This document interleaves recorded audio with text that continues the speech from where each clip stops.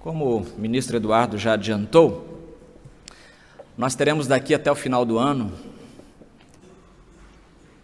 um tema para meditar, um tema que é uma vida muito bonita, e nós vamos começar nossa meditação sobre a vida de Abraão, obrigado, irmão Tadeu, lendo a primeira vez que o nome dele aparece na Bíblia, Gênesis capítulo 11, um pouquinho antes do texto que foi lido aqui durante o culto. Gênesis capítulo 11, no final do capítulo, aparece pela primeira vez referência ao nome de Abraão. Gênesis capítulo 11, versículos 26 a 32. Vou convidar a congregação a se levantar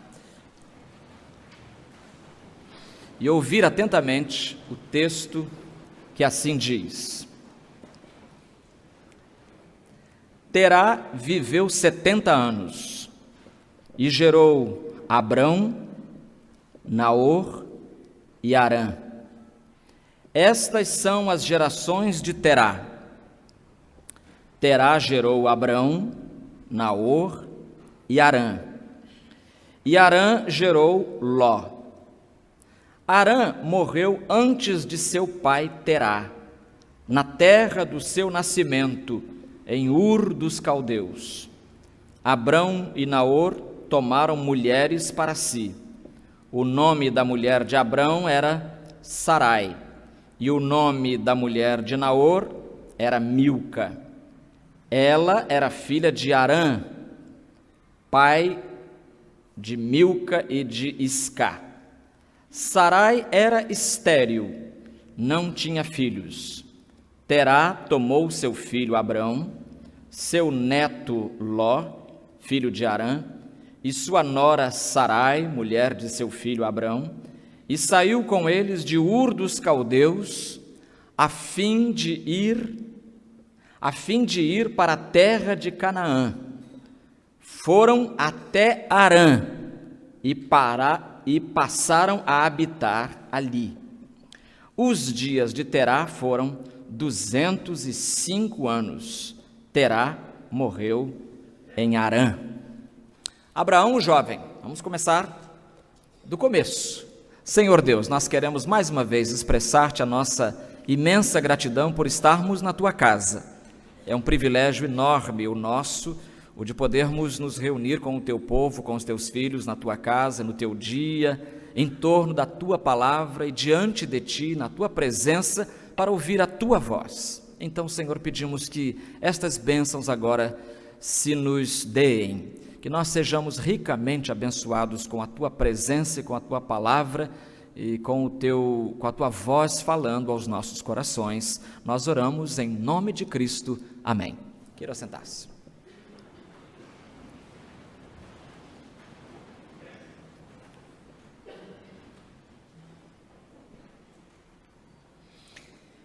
O livro de Gênesis, o primeiro livro da Bíblia, pode ser estruturado muito simplesmente assim, olha, 4 grandes eventos e 4 grandes personagens.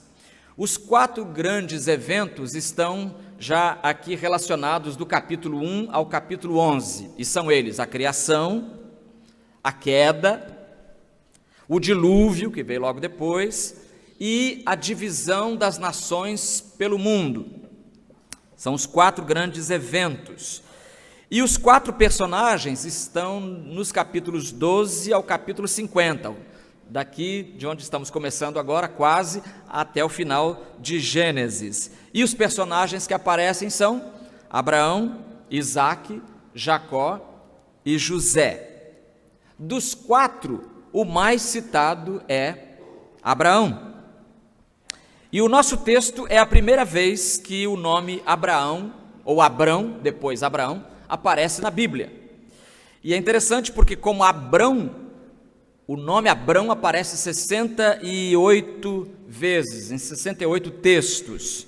E a outra forma mais popularizada, que é a forma Abraão, aparece mais, claro, 279 vezes. Então, somando as duas vezes em que aparece Abrão e Abraão, nós temos 347 vezes na Bíblia menção a esse personagem maravilhoso. E aqui o texto que nós vamos ler domingo que vem, como base da mensagem, mas que o ministro já colocou como texto para inspiração para os irmãos, aqui é Gênesis 12, lá no versículo 1, 2, provavelmente 2, aqui não tem número dos versículos, diz assim: tornarei famoso o seu nome, e você será uma bênção. Tornarei famoso o seu nome. Nós já lemos isso aqui. Então Deus está dizendo para Abraão que Abraão será famoso. E a prova disso é que nós estamos aqui nesta manhã pensando nele também. Por que Abraão se tornou um personagem importante? Por quê? Por que devemos estudar a vida de Abraão? Com tanto nome na Bíblia, com tanto personagem na Bíblia, logo Abraão, tão antigo, 2000, 2500 antes de Cristo, por algumas razões. A primeira razão está aí. Abraão é importante por ser o pai do monoteísmo. Monoteísmo, você sabe, é a adoração a um Deus apenas. E eu queria então contar como esse monoteísmo, eu vi isso tão de perto quando visitei em 1983 a cidade de Hebrom, que é onde o corpo de Abraão teria sido sepultado. Hebrom antes se chamava Kiriat Arba, depois mudou para Hebrom, né? E agora os árabes estão lá, se chama Khalil, a cidade. E em 2014 a gente voltou lá, Peg e eu fomos, mas já não tinha mais turismo na cidade. Então em 83 tinha turismo, em 2014 não. E a gente então foi no ônibus de carreira e foi uma beleza, porque a gente foi conversando com os árabes. Árabe é assim, ele não tem formalidade, ele gosta de você, acabou. Ele leva para casa, leva para dormir, leva para comer, enfim, é uma festa. O povo árabe realmente. Então nesse ônibus da carreira a gente não estava com medo de nada. A certa altura parava o ônibus, entravam soldados israelenses para examinar documentos e tudo, mas não houve nenhum problema, graças a Deus. Então, mas em 83, quando nós chegamos lá em Hebrom, havia muito turista, e para chegar na cova de Maquipela, que é exatamente o lugar que interessa lá, que é onde Abraão está sepultado, para chegar lá tem que fazer uma fila.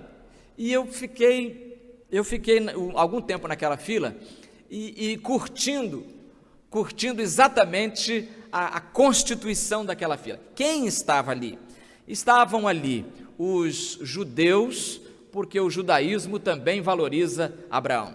Estavam ali os árabes, porque os árabes também valorizam Abraão. E estavam ali os cristãos, porque os cristãos leem na Bíblia o nome de Abraão. Então Abraão consegue a proeza de ao mesmo tempo ser citado na sinagoga, na mesquita e na igreja. Na sinagoga, na mesquita e na igreja, o nome dele aparece. Interessante isso, né? Ele é unanimidade nesse aspecto. Pois bem, então por isso a minha pergunta é essa: por que como Abraão conseguiu a proeza de ao mesmo tempo colocar numa fila seguidores de religiões diferentes? Por isso o cristianismo, por isso o islamismo, por isso o judaísmo são chamadas de religiões abraâmicas. Religiões abraâmicas, ou seja, elas derivam desse personagem chamado Abraão. Tanto que os judeus se orgulhavam de serem, abre aspas, filhos de Abraão, fecha aspas. Filhos de Abraão. João 8,39 diz isso, os judeus dizendo: nós somos filhos de Abraão. E os cristãos são chamados por Jesus mesmo de filhos de Abraão. Lembra na casa de Zaqueu? Daqui a pouco eu vou falar sobre isso. Então, Lucas 19:9, Jesus chama Zaqueu de filho de Abraão. E também os muçulmanos. Tanto é assim que eles reverenciam o patriarca, que o nome de Abraão aparece também no Alcorão, ou no Corão, como é o nome do livro sagrado dos muçulmanos. E aparece 69 vezes, não uma vez só não, de raspão, de passagem, não. 69 vezes aparece o nome Abraão no Corão, ou Al-Corão, Al é o artigo, né? O Corão. Então, mas só que, claro, no Corão aparece a forma árabe, Ibrahim, né? Então, Abraão em árabe é Ibrahim. E você deve conhecer algum Ibrahim aí perdido nas nossas cidades. Tudo começa em Ur. Tudo começa em Ur, que foi onde Abraão nasceu. Claro, se você for hoje ao sul do Iraque, na cidade de Mogueir, você não fará a menor ideia de que estará pisando nas terras que foram pertencentes à cidade de Ur, uma das cidades mais antigas da Bíblia. Ur está invariavelmente conectada ao nome, à biografia de Abraão. Está ligada, não dá para dissociar Abraão de Ur.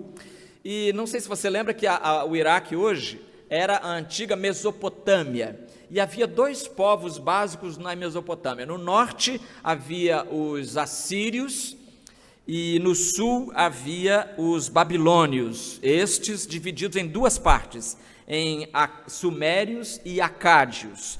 Então, no sul ficava Ur. E um autor chamado Donald Wiseman, pregando na capela de Westminster, ele fez uma palestra intitulada A Palavra de Deus para Abraão e para hoje. Aí ele diz: a religião na Babilônia, nessa época, era politeísmo do tipo mais grosseiro. Os textos mencionam os nomes de pelo menos 3.000 deuses sumérios.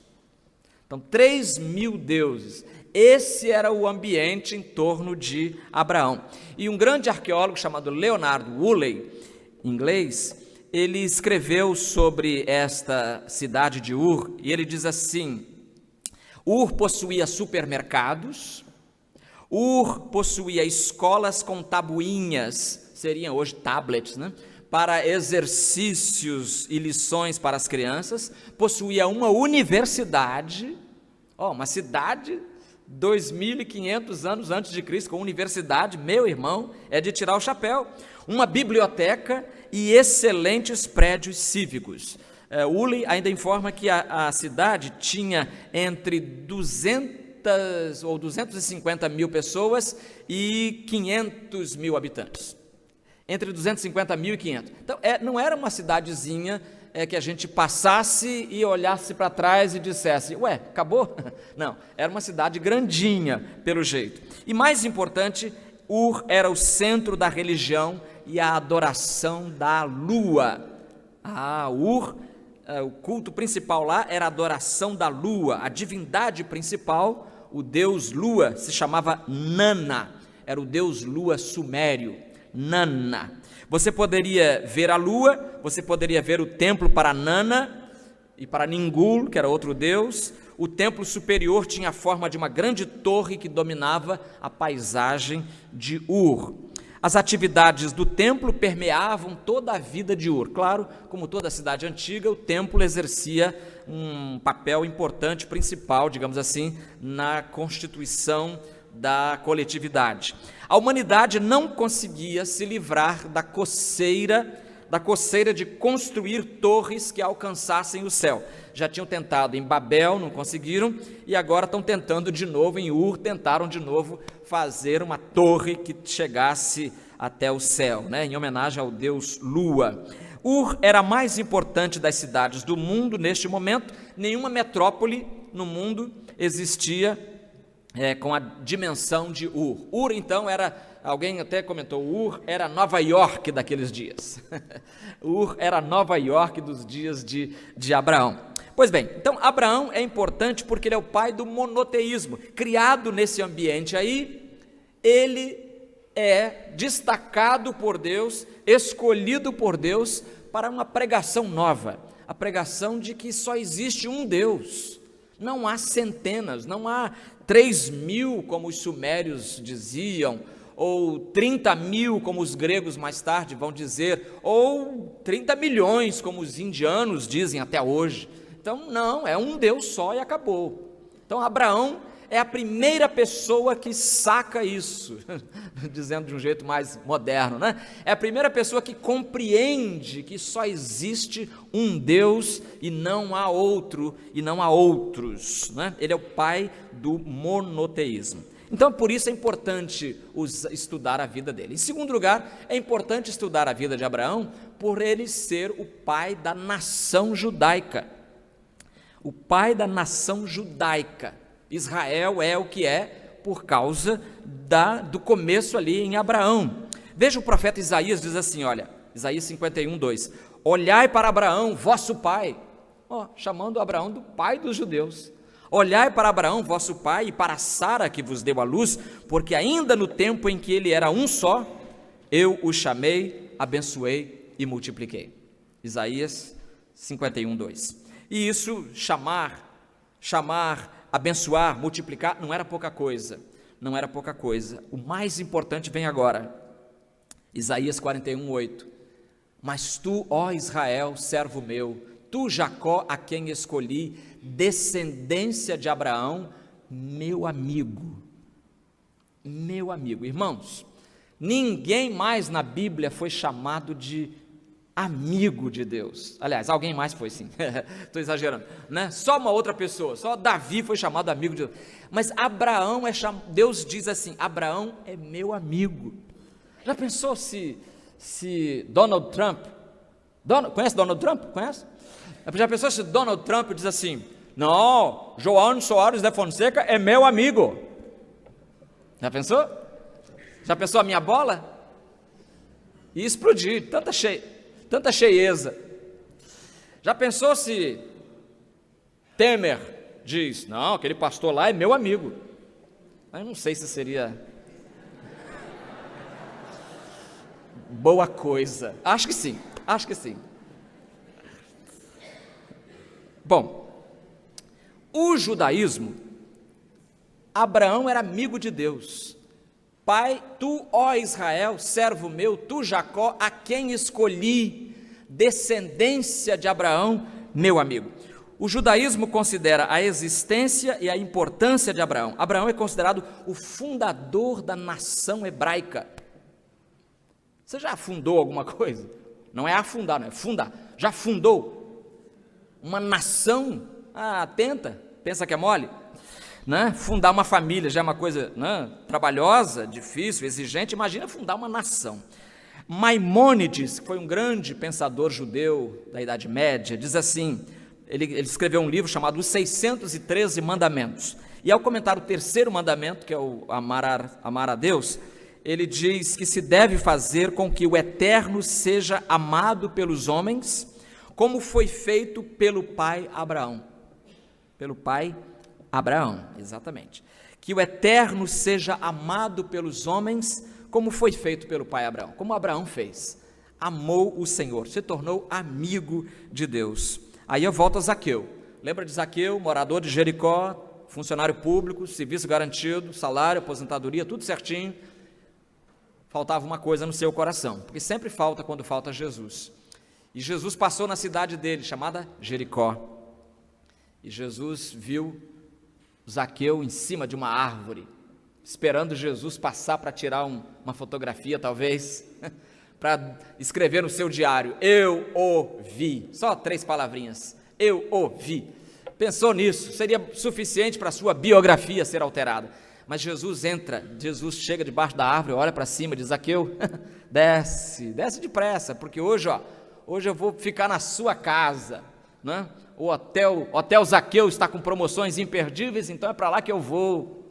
E Jesus foi para a casa de Zaqueu, ficou lá e conversou, Zaqueu se converteu, e Jesus disse, este também é filho de Abraão, não é? A salvação veio hoje a esta casa, pois este também é filho de Abraão. Então, Lucas 19, 9, aí eu pergunto, ser filho de Abraão é bom ou ruim? Depende. No caso aqui, na casa de Zaqueu, foi bom, foi ótimo, Zaqueu foi salvo. Mas ser filho de Abraão podia ser usado como um argumento contra a pessoa de Jesus, para rejeitar, uma desculpa para rejeitar Jesus. E os judeus fizeram isso. Viram Jesus, conheceram Jesus, mas gritaram, disseram para ele assim, nós somos descendência de Abraão. João 8:33. Nós não precisamos do Senhor, nós somos filhos de Abraão. Está pensando o quê? Está pensando que é pouca coisa? Ser filho de Abraão? Nós somos. Então Jesus repele essa palavra. No versículo 39 diz assim: se sois filhos de Abraão, fazei as obras de Abraão. Fazei as obras de Abraão. Ou seja, comportem-se como filhos de Abraão. E eles não estavam se comportando. Então, Abraão é importante para a gente porque é o pai do monoteísmo, é o pai da nação hebraica. E em terceiro lugar, Abraão é importante para a gente porque ele é o pai dos crentes. Não, mas eu não sou judeu, mas é crente. Ele é o pai dos judeus, sim, é o pai dos judeus, mas também é, a Bíblia vai dizer, o pai dos crentes. Veja só, o apóstolo Paulo escreveu fartamente sobre isso. Paulo gostava tanto dessa ideia de sermos filhos de Abraão, que ele escreveu um capítulo em Romanos e quase um capítulo também em Gálatas. Em Romanos 4, Paulo vai dizer assim, olha, Romanos 4:11, ele, Abraão, é o pai de todos os que creem. Abraão é o pai de todos os que creem. Romanos 4:12, os crentes andam nas pisadas daquela fé que teve nosso pai Abraão. Portanto, conclui Paulo, Abraão é o pai de todos. Romanos 4:16 ele diz, por essa razão a promessa procede da fé, para que seja segundo a graça, a fim de que a promessa seja confirmada a toda a descendência, não somente aos que são da lei, não somente aos judeus de sangue, mas também aos que são da fé que Abraão teve. Ele é pai de todos nós. Isso é Paulo falando. Paulo que era judeu no sangue, né?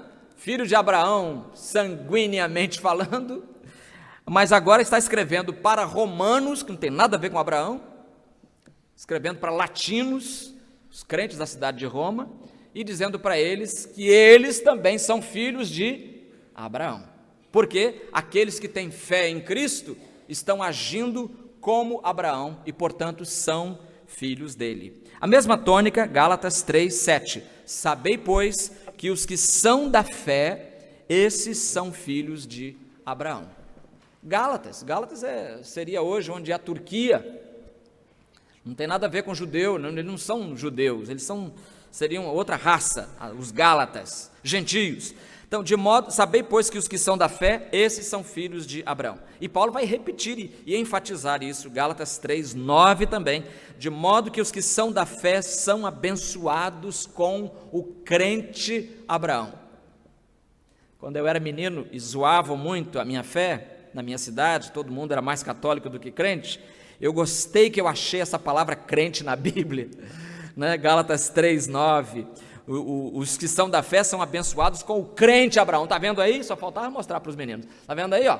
A Bíblia diz que eu sou os crentes, nós somos os crentes. A palavra crente está na Bíblia, mas é um argumento de menino, evidentemente, né?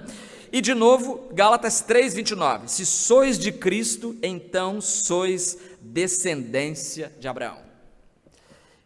E é interessante que quando o judeu diácono Estevão se tornou o primeiro mártir da igreja, foi levado perante o Supremo Tribunal Federal dos Judeus, que era o Sinédrio, composto de quantas pessoas? 71 homens, mulher não entrava, agora que pode, graças a Deus, porque o cristianismo valoriza a mulher, mas não podia, era só homem. E Estevão foi perante o tribunal, e ele então começa o seu discurso, a sua apologia, né, sua defesa. Ele começa dizendo assim, Atos 7, de 1 a 5, o Deus da glória apareceu a nosso pai Abraão, quando ele estava na Mesopotâmia, antes de habitar em Harã. Harã é Turquia, tá? Mesopotâmia é o Iraque, Ur ficava na Mesopotâmia, Ur ficava no Iraque, Harã fica na Turquia, tá bom? Sul da Turquia, bem pertinho já da Síria. E disse-lhe, Estevão falando, Deus lhe disse, sai da tua terra e do meio dos teus parentes e vai para a terra que eu te mostrarei. Então ele saiu da terra dos caldeus e foi habitar em Harã.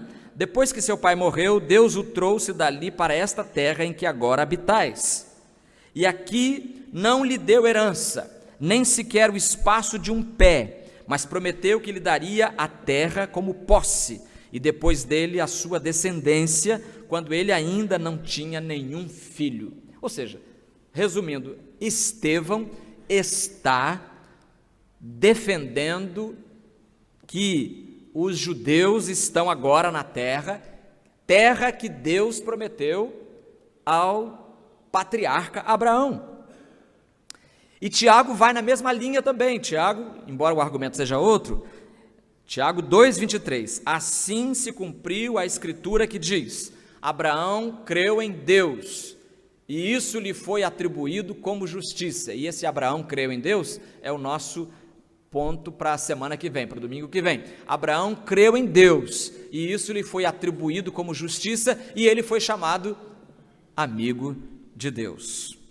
Ora, um personagem com essa importância toda, irmãos, não podia passar despercebido aos nossos olhos, né? Tínhamos que nos debruçar sobre ele por algumas semanas e dele aprender algumas lições. Eu queria concluir com 4 lições que nós podemos aprender da vida de Abraão a partir deste texto que nós lemos nesta manhã. A primeira lição é que nós não temos que reproduzir os erros dos nossos pais. Terá, diz o texto aqui, o pai de Abraão, Terá era idólatra. E eu vou trazer, talvez, ao longo aí das meditações, algumas histórias que os judeus contam oralmente, né? E depois foram registradas, algumas estão no Talmud. Os judeus contam histórias de que ele, o pai de Abraão, era um senhor que fazia ídolos. Ele era oleiro e ele próprio fabricava os ídolos.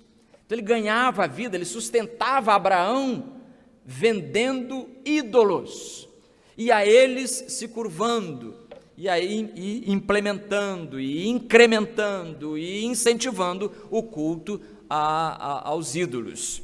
Então Abraão chega e rompe com isso. Então você não tem que ser igual ao seu pai. Mas meu pai morreu nessa fé, e também eu vou ter que morrer nela. Não tem que morrer. Abraão é crente, o pai era incrédulo. E aliás a Bíblia tem vários exemplos de pessoas de casos em que os pais são incrédulos e os filhos são crentes, ou vice-versa. Então não temos que reproduzir os erros dos nossos pais. Como é que eu sei que Terá era idólatra? Tem as histórias, como eu falei, que eu posso trazer depois, mas também tem Josué 24:2. Então Josué disse a todo o povo: assim diz o Senhor Deus de Israel, antigamente vossos antepassados, como Terá, pai de Abraão e de Naor, habitavam além do rio e cultuavam a outros deuses. Então Terá e seus filhos cultuavam a outros deuses. Abraão rompe com isso. Abraão não vai reproduzir o comportamento espiritual dos seus pais. Então, não temos que reproduzir os erros dos pais. Em segundo lugar, um lembrete sempre que a vida é breve e envelhecer é um privilégio. Por que eu estou falando isso? Porque há aqui uma coisa triste nas entrelinhas, não sei se você percebeu, aqui no versículo 28. Arã, quem era Arã? Para entender o texto, né? Quem era Arã? Arã, o irmão de Abraão, tá? Terá é o pai, Abraão, Arã, Naor, ok? Abraão, isso é a defesa do time. Abraão, Naor e Arã. E aqui o versículo 28 diz: Arã morreu antes de seu pai Terá. E isso é uma coisa triste. Isso é uma coisa triste. Não sei se você se lembra quando morreu morreu o filho dele, o senador Antônio Carlos Magalhães, o filho dele, deputado Luiz Eduardo Magalhães. Luiz Eduardo era baiano, os dois eram baianos, tinham 43 anos quando morreu em 98, 43 anos. E o pai, aquela história me comoveu tanto, eu me lembro que na mídia eu ficava comovido também, porque era doloroso ver um velho como Antônio Carlos Magalhães chorando porque o filho morreu, e ele disse isso, foi a primeira vez que eu ouvi um pai falando isso. Não, a natureza não foi feita para isso, os pais é que são enterrados pelos filhos, e não o contrário, pai não enterra filho. Então foi uma cena muito triste essa aqui, e depois o Antônio Carlos Magalhães faleceu com 80 anos de idade. Eu acho que é uma cena tão triste que um autor chamado Flávio Joséfo, do qual você certamente já ouviu falar, Flávio Joséfo diz que Terá saiu de Ur porque não aguentava ver o túmulo do seu filho. Não aguentava ver, e Joséfo diz, o túmulo dele estava ali, ficou ali, está lá até hoje. Enquanto Joséfo escrevia, o túmulo estava lá ainda.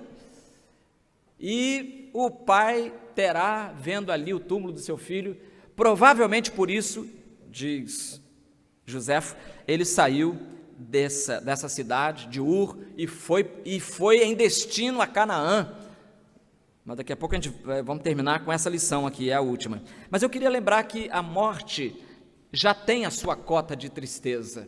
Então, ninguém precisa morrer jovem. Por isso é bom cuidar da vida, é bom evitar os vícios e tudo aquilo que encurte a existência da gente neste mundo. A vida é um dom, a vida é um dom. Deus nola deu. Deus nos deu a vida tão bela, bonita, saudável como ela deve ser. E a gente não faz mais do que obrigação, do que cuidar dela, preservá-la, fazer tudo o que for possível. Pena, esse menino morreu jovem. Arã morreu e já tinha um filho, o filho dele se chamava Ló, exatamente, Ló, e por isso Abraão acaba incorporando Ló à sua família, vai cuidar dele, para que o menino não fique criado por aí, por bandidos, por marginais, né? Criado nos sinais de trânsito, mas então Abraão assume e cria o Ló, e depois vai com ele lá para Canaã. Então essa é uma lição também, que a vida é breve e envelhecer é um privilégio. E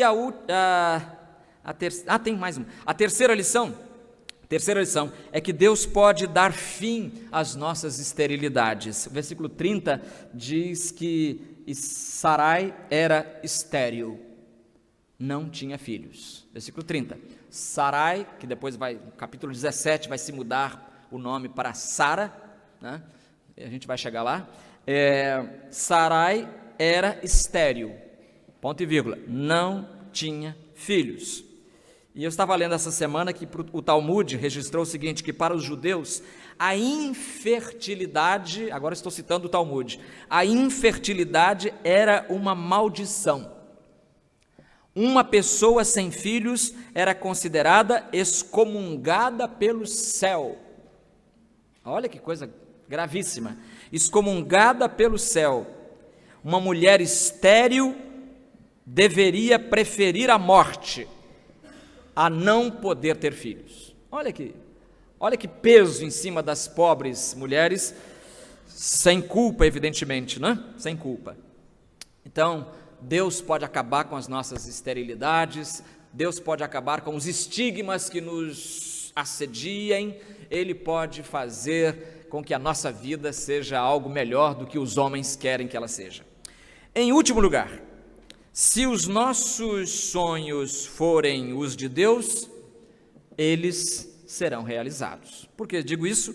Por causa dos versículos 31 e 32. Diz assim: Terá tomou seu filho Abrão, seu neto Ló, filho de Arã, e sua nora Sarai, mulher de seu irmão Abrão, e saiu com eles de Ur dos Caldeus.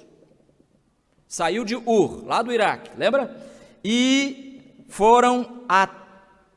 saíram de Ur dos Caldeus a fim de ir para a terra de Canaã. Israel hoje, tá? Papá. Esse trajeto aqui, ó. Teria que fazer. Mas o texto diz: foram até Arã, Turquia, que estava no caminho, e passaram a habitar ali. E ali, diz o versículo 32, Terá morreu. Terá morreu ali. Não chegou a Canaã. Tá comigo?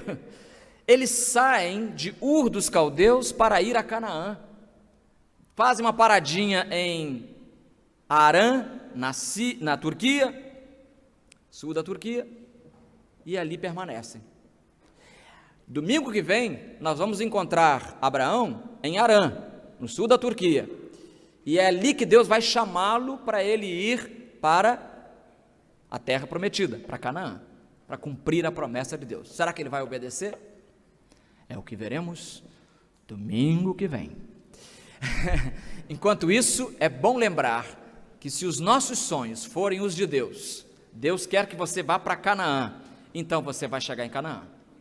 Mas se os sonhos não são de Deus, são apenas uma imaginação do seu coração, um desejo remoto, então certamente você vai se contentar de ficar em Harã. Vamos orar. Deus nosso Pai, nós nos rendemos diante da Tua palavra quando registra a vida tão bela deste homem que decidiu, como o Teu servo cantou aqui, decidiu servir o Rei. Senhor, nós queremos igualmente tomar a decisão de seguir Jesus, de seguir ao nosso bom mestre, para onde quer que for. Para onde quer que for, seja para o que for, aconteça o que acontecer, nós queremos estar juntos de Ti. Dá-nos, pois, a bênção de sermos abençoados com as reflexões sobre este Teu servo, que tanto Te obedeceu no passado e que inspira a nós hoje a obedecermos também. É a nossa oração, em nome de Cristo. Amém.